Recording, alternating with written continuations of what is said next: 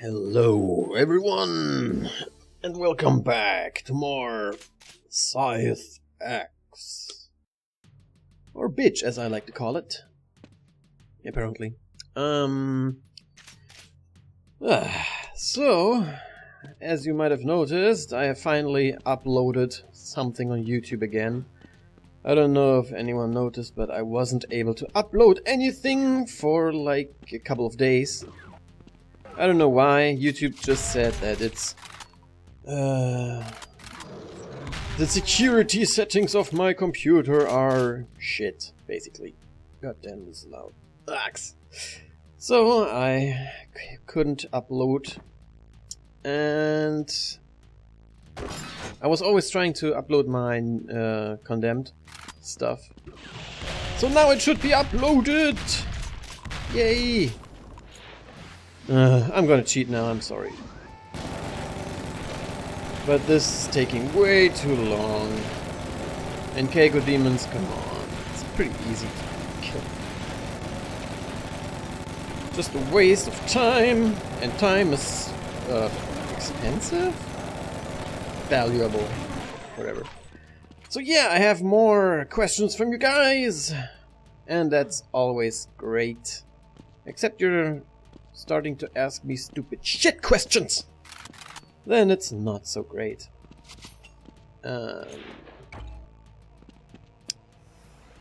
Holy, what? Hey, that's not fair. I don't have a super shotgun. Ah! Alright, first question. I liked platformers, so how did I like Alice Madness Returns? Asked by Agent Bromsnore. And I have to say, I have never played it. And I have seen a YouTube Let's Play for the first couple of maps, I guess, and it seems pretty cool. I don't know why I haven't played it, honestly. Maybe it's because the commentary on the videos was kind of upset with the jumping or something.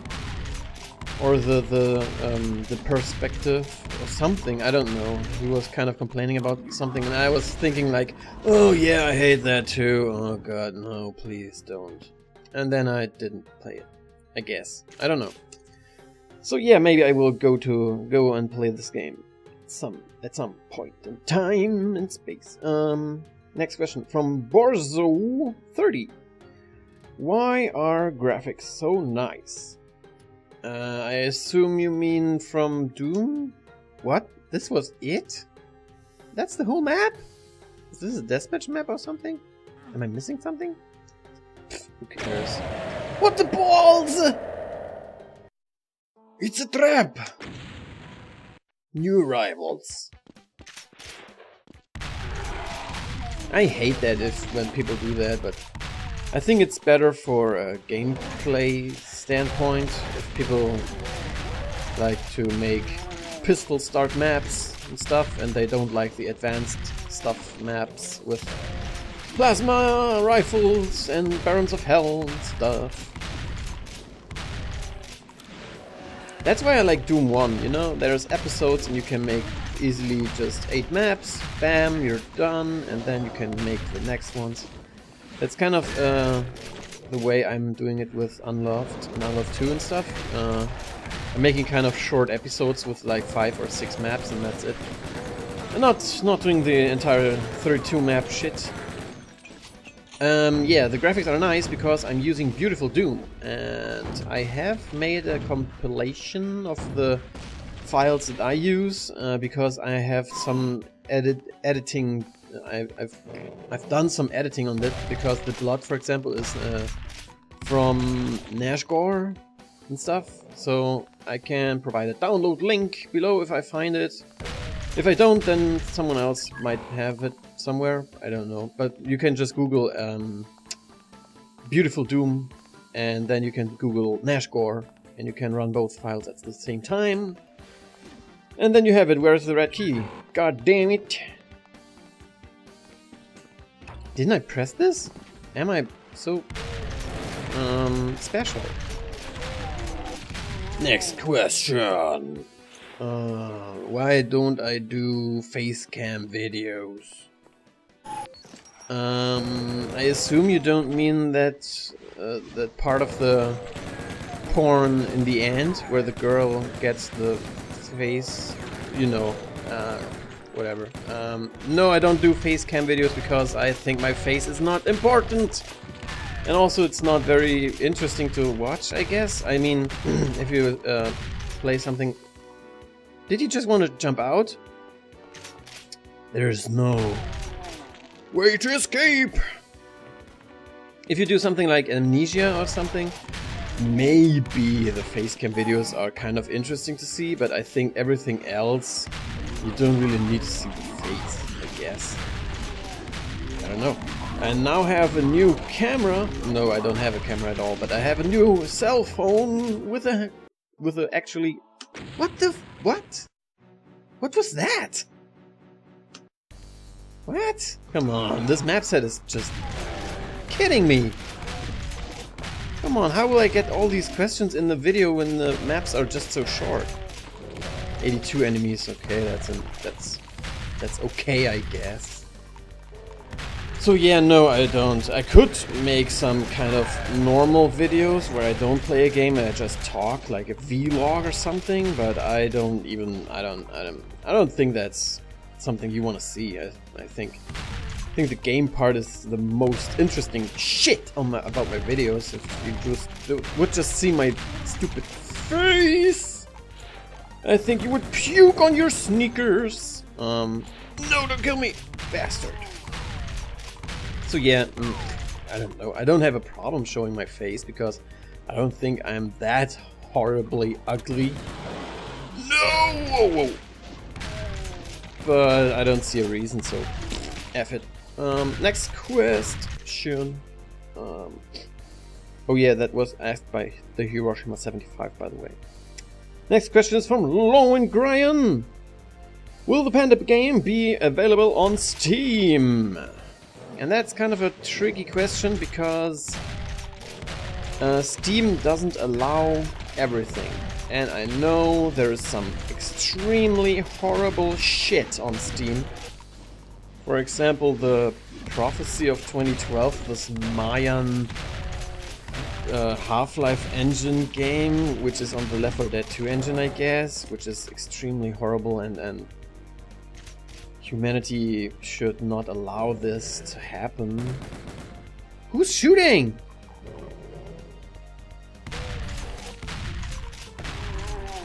I don't like that. And yeah, that game is pretty awful, and it's still on Steam, so you can't tell me that Steam has some kind of quality assurance. No, they are just looking for sales. And from all I have heard, and that's basically I've read some articles and stuff from people who have their games on Steam, like indie developers, and they all said like Steam does whatever it wants, so you can suggest they put the game on it, but that doesn't mean that they will actually even read your suggestion. But what they will do is, if you have a successful game, for example, I know that Gamersgate accepts pretty much everything, I guess, or at least a lot of games. So, for example, if I have my game on Gamersgate and the downloads, or for example, the sales are good, then Steam will notice that and they will come to me and say like, hey man, we've noticed your game is pretty successful, huh? How about we put it on Steam, huh? And then they will turn to I don't know. They will turn to me and say like, yeah, blah blah blah, and then I can make a new deal and stuff. But it's usually the other way around. First you go somewhere with your game, and then Steam wants you, and Steam says like, hey man, we've noticed, la la la. So I hope it will go on Steam, because Steam has like, I don't know, millions of people every day using the service, so it would be a pretty good platform to sell a game. But I don't know. Next question from Lohengrin again. Do you believe in destiny? Wow, that's a stretch. Good question. Yeah, I guess so. Well, I don't know. I believe in intuition, if you want to name it that. What the balls? What? Ah! Mancubi everywhere, or mancubuses? I don't know. I believe in the gut feeling, in the intuition, you know? And I think that... Well, I've never been disappointed by my gut feeling, and I always go with it.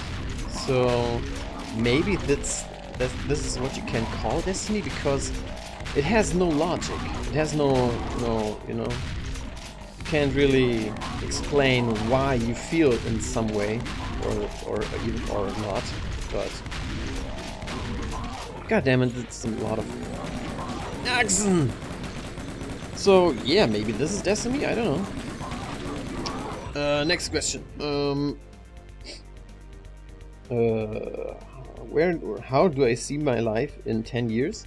Asked by Nero Kitsune. By the way, it's Kitsune something that I've missed, or is this from... You know, there's the old Super Nintendo game Shadowrun, and there was a character called Kitsune, who was basically a furry. She was like kind of half fox and half man, half female, whatever. Is the name from there? I don't know, because I see this name quite regularly. So I don't know. Maybe someone can fill me in. Okay. Where do I see myself in 10 years? Actually, I have to say that. Well, normally I don't give two shits and a fuck about politics and shit. But recently, nobody can deny that in Europe and America there is a lot of shit going on, with all the banks collapsing and all the stock market plummeting. So, personally, I have to say that every time I see some bank in a crisis, I say, yes, I hope you die, you shitty bank. And good riddance, motherfucker, because as you may have noticed, I don't believe that our society needs money to survive. I think money is the boat anchor that holds us all down, holds progression down, and that's never good. For example, if there was no such thing as money, I would love to share the Panda game with everyone and make some kind of open community project out of that, so everyone can just I don't know, suggest maps or add quests or NPCs or anything, and I think in the end the game would be a lot more whoa, holy balls, what was that? Different, and no, not different, but more diverse or versatile, or I don't know the word right now, but you know what I mean. It would be more unpredictable, I guess, and bigger and more epic and all that good stuff, you know. So yeah, I need, but in the end I need money, so I can't share it with everyone, so I have to do it on my own. So yeah, where do I see myself in 10 years? Honestly, I don't even know where I see myself by the end of 2012, so I don't know. Ouch! Maybe we're all flying around in spaceships in 10 years because technology has been released that has been held back by the government or something. I don't know. But if you ask me, everything is open. Next question. LOL, etc. So Dota and stuff. Is this just a fad or trend for years to come? That's what I've written down, man. A fad? I'm sorry, I don't know this word, but I think it means something like just a short time period thing. Honestly, I don't see a reason why it shouldn't be a long-term thing for people, you know, because I remember a time where Counter-Strike came out as a mod for Half-Life, and people were like, oh man, what's that, man, it's shit, it's not deathmatch, what the fuck, are you crazy, you stupid whore? But then they grew attached to it, and then they couldn't stop playing. And now you see where it had brought us with all the good junk like Call of Duty and all this shit. I think those would have never been as successful as they are if there was no such thing as Counter-Strike back in the day. Because it mostly goes like this. If there is a good idea, you can never expect a AAA developer to pick it up. Because there's a risk that it could fail, because it's not proven by the public already. So they just say like, there's an idea, but let's just do whatever we have done for the last 10 years, because we already know that it will be successful, so who cares about innovation? Yeah, I haven't saved. What? Give me. So yeah, I think it could be very successful, because I think that has a huge community, and even though there's a lot of complaining about the communities, I think that doesn't matter. What does matter is the amount of players. And I've even seen some kind of lull for the cell phones, so there's no way in hell that these kinds of games will die out pretty soon. Because, honestly, the developers haven't even started changing up the maps as far as I have been noticing. When I see a LoL game, I always see the same map. Always. It's always like three paths. One is up, one is in the middle, one is down. And lots of shit spawning and shops and everything. It's kind of pretty boring, I think. I mean, is this the only kind of map? I've never played this, so maybe. I don't know. Hell if I know! I wanna save. No! Whoa, I thought I was dead. That would be pretty horrible! Goddamn, what is this music? Well, maybe I should make the music louder so you can hear it? No, wrong!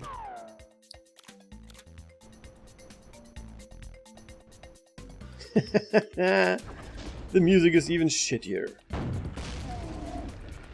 than back in the day when Jill of the Jungle was actually out. That was awesome. The music is like sounding like I'm in the jungle, but I'm in the fucking space station, man! Can't you just pick a music that's fitting? God damn it! Oh, look at me, I'm in the jungle.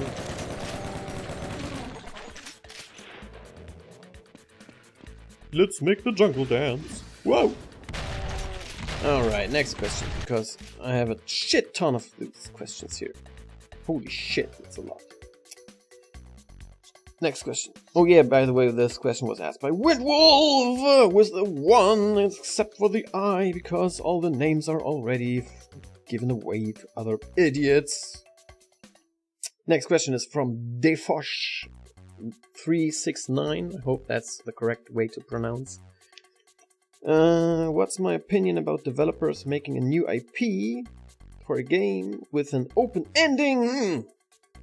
And what do I think if they suck and there's no sequel and all the people are upset? Yeah, I think it's pretty horrible. I think this has gone too far already. I know of one game particularly that was Max Payne, the first game. And the storyline was so awesome and gripping, and I was so invested in the storyline. And everything screamed for a bittersweet ending. And I know when I played it, and there was a section in the game where Max Payne was just, I don't know, falling from a building in the end. I'm pretty sure he's falling from a building in the end. That's not a spoiler, by the way, because now comes the real spoiler. He survives! And I was thinking like, oh god damn it, you stupid fucks. You want a sequel, you assholes, because at that point in the storyline, it was the perfect moment to kill off the protagonist and end the game on a on a bittersweet ending and have an epic storyline that would never been forgotten, ever. It would be the greatest storyline ever. Because, you know, sometimes you don't need a happy ending to have a story epic and better, you know? And I thought that was the perfect moment for this sad ending. It would have made this game the all-time best game ever, in my opinion. At least from the story point. Well, the gameplay was extremely awesome too, so like, whatever. What am I talking about here? So... yeah, I think the sequel baiting, or whatever it's called, it's pretty shitty, and I'm pretty sure some evil corporation like EA has come up with it. Because there's no way in hell that this is something a dude who actually cares about the storyline would come up with. You know, in a game development, there's always the dude who writes the story and who is always trying to have the best storyline ever. And then there's always the idiot or the bastards who want to make the most money out of it. And at some point, the money guys, and by the way, the money guys have always the last word. Always. So at some point, the money guys will just come to the story guy and say like, hey man, did you just kill off our protagonist? And the storyline guy is like, yeah man, that's awesome, that's epic, that's... you know, the bittersweet, sad ending to a story. It's making this game unforgettable for every player. And then the development, the money department is like, no, can't do that. We need a sequel. We will make a shitload of money. And then the storyline is basically fucked. And they say like, hey, if you don't want to rewrite it, we will kick you out of the project and we take some other story asshole and he will rewrite it. So rewrite this shit, you asshole. Where's the blue dog? Down there. And then the story guy is fucked and he has to rewrite it, and the money guys always win. So again, money is evil. What the? No! Give me the shotgun! That was bad. That was pretty terrible. So yeah, I don't think it's good. And also, I think a lot of games can have a good storyline with a proper ending and have a sequel. For example, I don't know. I can't come up with something right now, but there's a lot of movies out there. For example, Matrix. And don't yell at me. First listen, then yell. I think the second Matrix movie is also pretty awesome. And the third one is a piece of shit. But the second one is pretty cool, because the first one has all the story elements. And the second one, you know, picks up on the story elements and then makes an awesome action movie. So if you see the first movie as a storyline development movie, and the second one just as an action movie, it's a pretty awesome sequel, and you can easily watch each of the movies independently, and they are both standing on their own feet. That's my opinion. There's a lot of other movies as well that do the same thing, but you hopefully get my point. Next question.